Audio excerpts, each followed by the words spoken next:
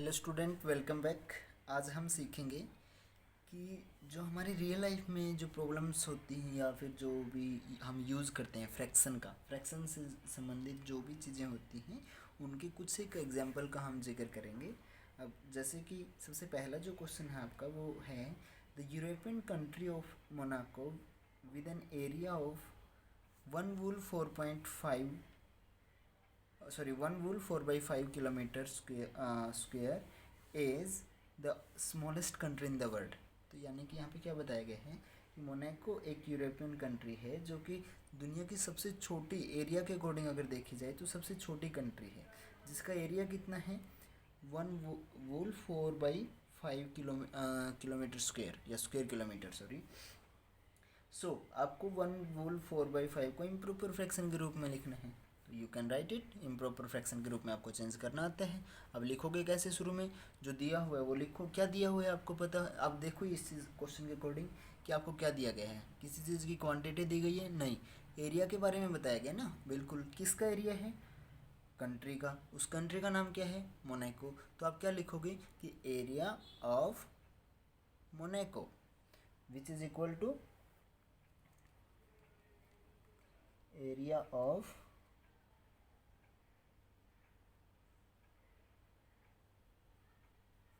Monaco is equal to 1 wool 4 by 5 square kilometre. तो इसको fraction improper में convert करना है तो कर दीजिए। कैसे होगा? 5 नीचे एज इट इज़ 5 की मल्टीप्लाई किसके साथ? 1 के साथ, प्लस कितना 4। 5 प्लस 4 कितना हुआ? 9/5 किलोमीटर स्क्वेयर। That's it. उसके बाद सेकंड क्वेश्चन जो है, अनिल रन ए स्मॉल बिजनेस। अनिल जो है कोई छोटा सा बिजनेस करता है। ही स्पेंड मतलब कि खर्च करना। He spend 2/5 of his budget on supplies. वो अपने टोटल बजट का 2/5 किसके ऊपर स्पेंड कर रहे हैं? सप्लाईज के ऊपर, वही चीज़ों को सप्लाई करने में। 1/12 ऑन एडवर्टाइजमेंट। जितना भी टोटल बजट है उसके पास जो एडवर्टाइजमेंट किया जाता है उसके ऊपर कितना खर्च कर रहे हैं वो? 1/12। And 2/25 on taxes and fees. और जो 2/25 है वो टैक्स और फीस के ऊपर पे कर रहा है, स्पेंड कर रहे हैं। Does Anil spend more on advertisement और more on taxes and fees? तो क्वेश्चन ये है कि क्या अनिल जो है ज़्यादा खर्च कर रहे हैं?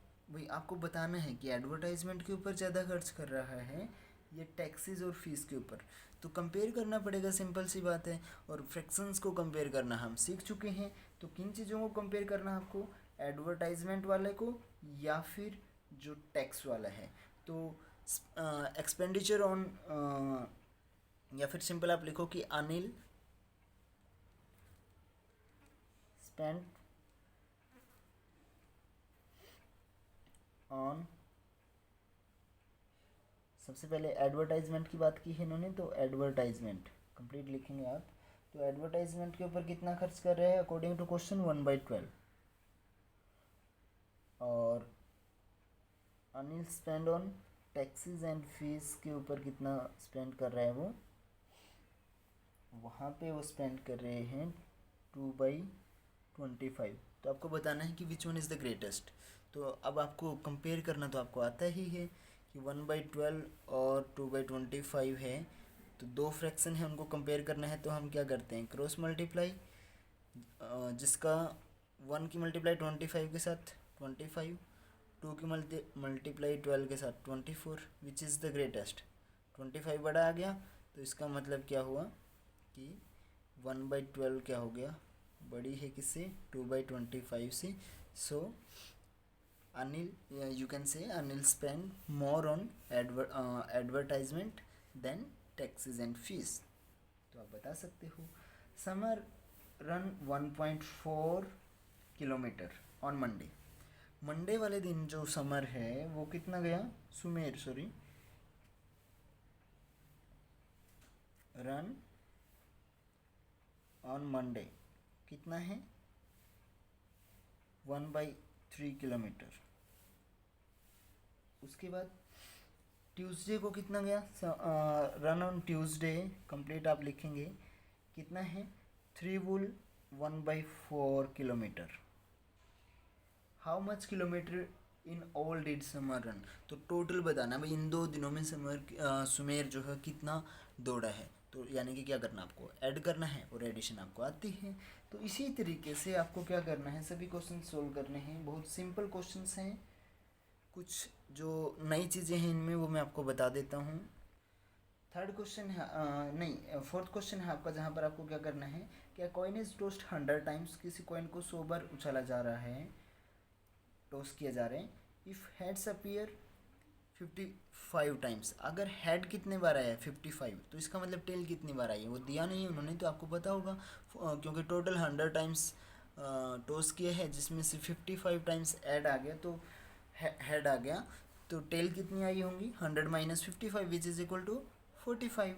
सो फ्रैक्शन आपको निकालनी है टेल की। फ्रैक्शन के लिए क्या लिखोगे, ऊपर जितनी बार टेल आई है वो, और नीचे टोटल जो कि 100 है, यानी कि 45/100, और उसको सिंपल फॉर्म में लिख दीजिए आप। उसके बाद है आपका क्वेश्चन नंबर कि इन ए फुटबॉल मैच, किसी फुटबॉल मैच में 3/4 ऑफ क्राउड, जो टोटल क्राउड का 3/4 है वो क्या है, सेट एट द पवेलियन, वो पवेलियन में बैठे हैं, और 1/8 ऑन द ग्रास, 1/8 जो है टोटल का वो नीचे ज़मीन पे ग्रास के ऊपर बैठे हैं। जो बच गए, टोटल के जो बच गए वो कहाँ बैठे हैं, वो बैठे नहीं हैं, देवर स्टैंडिंग स्टूड अंडर ट्री, वो किसी पेड़ के नीचे खड़े थे। तो आपको बताना है कि कितनी फ्रैक्शन जो है वो लोग खड़े थे। तो यानी कि आपको क्या करना पड़ेगा, सबसे पहले लेट कर लो कि let the total crowd, total crowd जो है वो कितना था x। उसके बाद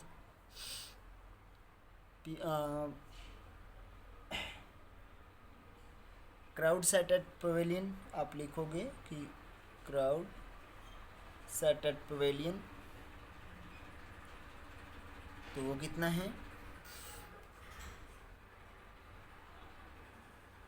3/4। उसी तरीके से क्राउड सेट एट ग्रास, 3/4 किसका, x का, और ग्रास के ऊपर कितना है 3/8, 1/8। एंड जो बच गई वो कहाँ पर है, वो पेड़ के नीचे खड़े हैं। तो क्राउड स्टूड, अब की बार क्या है यहाँ पे, स्टूड अंडर ट्री, वो कितने हैं जो बच गए हैं वो आपको। अच्छा, अगर आप एक चीज कि टोटल की जब बात होगी, हमने किसी भी चीज़ को फ्रैक्शन में ही तोड़ लिया है, और टोटल उसमें से कई फ्रैक्शन में हमने उनको तोड़ लिया, कई हिस्सों में, सब बाकी के हिस्से पता है आपको, और एक हिस्सा अगर नहीं पता, तो आप क्या करो कि फ्रैक्शन का जो सम होता है ना टोटल, उसको किसके बराबर मानना है, 1 के बराबर। तो वहाँ पे x मानने की भी आवश्यकता नहीं है, फिर आप सिंपल ऐसे कर सकते हो कि crowd stood under pavilion 3/4, grass के ऊपर 1/8, और जो खड़े हैं जिनका नहीं पता उसको आप x मान लीजिए। फिर अब क्या होना चाहिए भाई, हमें पता करना है कि कितनी फ्रैक्शन में जो लोग हैं वो खड़े थे।